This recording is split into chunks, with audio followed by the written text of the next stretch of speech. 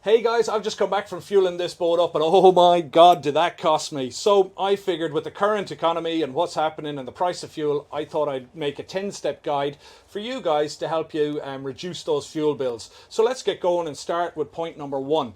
Simple, service your engine and make sure that the engine has had good quality plugs installed. Does make a difference to your fuel consumption.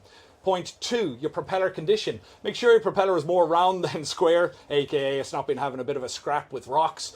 Nice, good, clean propeller in its original shape helps. And also you can check your pitch, and pitch does make a difference on your propeller. I've done another video on pitch. In fact, my boy did that video. If you want to scroll through my Instagram, you'll see that little quick video pop up.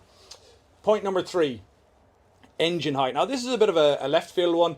One of our followers here in New Zealand, he's a commercial surveyor, sent us in this. Check out this little guide here. This tells us about engine height and its ideal optimal location. Yeah, there's a lot of discussion around it, but it's also something that does bear considering because it does have effects on your fuel consumption. Point number four, the condition of your hull. Are you operating a boat with a nice, smooth, clean hull, or have you got a boat that's got lots of growth on the bottom of it? Because that makes a hell of a difference to your burn rate. So always, if you can, anti-foul your boat on the hull. If you live in a marina, or if it's in a trailer, just keep it nice and clean and make sure there's no growth or algae even on the bottom of it. So keep that nice and clean. Point number five is your trolling motor. Some people use, when they're out doing a bit of fishing and they do some trolling, you don't really want to or necessarily need to be doing that with a 300 horsepower on the back of the boat. So if you've got the resources, if you have access to a small little trolling motor, 5 horsepower, chuck it on the back with a little tiller steer, and you can actually do your trolling on that one and burn substantially less fuel if that's kind of your bag. Trim is massive. So trim, basically, we've got lots of videos around that with regards to trim versus waves, but what I want to talk about is trim on fuel consumption. Now, the best thing to do is if you've got a boat with a gauge that tells you your fuel consumption, happy days, because what you can do is set the throttles at a certain rev range at your cruising speed, and then we'll look at our GPS speed, the speed over ground, the SOG, and leave it set. Now play around with your trim and trim it up and trim it down. You want to do it on a flat cam day, but trim it up and trim it down and check your gauges and watch that fuel consumption. The fuel consumption will increase or decrease depending on what you're doing, and watch your speed, because if you can find a perfect trim where the fuel burn rate has actually decreased and your speed has increased, bingo, that's the level you should be at. Every boat's different, so I can't give you advice on exactly what's right for your boat.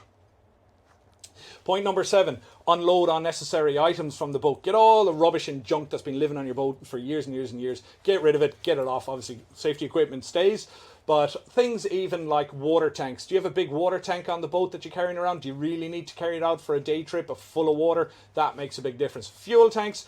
Here's a guide. We always want to return back home to the boat ramp in the marina with at least a third of our tank left in reserve. That's a good kind of rule of thumb, basic good operation. So there is a conversation to be had about not running around with full fuel tanks. And yes, I know there's going to be some discussions possibly in the comments about leaving fuel tanks half full due to condensation reasons and so on and so forth. But hey, look, it's something worth considering and doing some research on. Point number 8 would be towing. So if you plan on towing anything, just be aware that does also decrease your fuel efficiency. So towing another boat or biscuits or whatever you're doing, just be aware that the more you tow, the more fuel you're actually going to burn. Point number 9 will be with regards to the tidal current or any currents in your area. Now, this used to matter a lot more to those sailing type people where the yacht's only able to do 5 knots. They'll always set off with the tide. But now it kind of applies a bit to us as well with the fuel price. Would you rather set off with a 2-knot current, so you're doing 22 knots, or would you rather be punching into a 2-knot current going against you and only doing 18 knots? It's actually 4 free knots you could be getting if you choose the time you set out to coincide with the direction of the tide. So 4 knots over 4 hours is 4 free nautical miles range. Think about that one. And the final one is hero range. Now on powerboats, generally with outboard engines, we like to sometimes go out and give it a bit of herbs, and that's fine. But be aware, anything in that hero range, aka about 4,500 RPM and above that, the engine will just inhale the fuel at an unbelievable rate. And if you've got a gauge, watch it. But the more above 4,500 you are, the more expensive your day boating is going to be. Hopefully that's been useful. If you've got any other ideas for content that you'd like me to cover, just drop them down in the comments. More than happy to make a few videos as I get the time. And hopefully I'll catch you in the next video.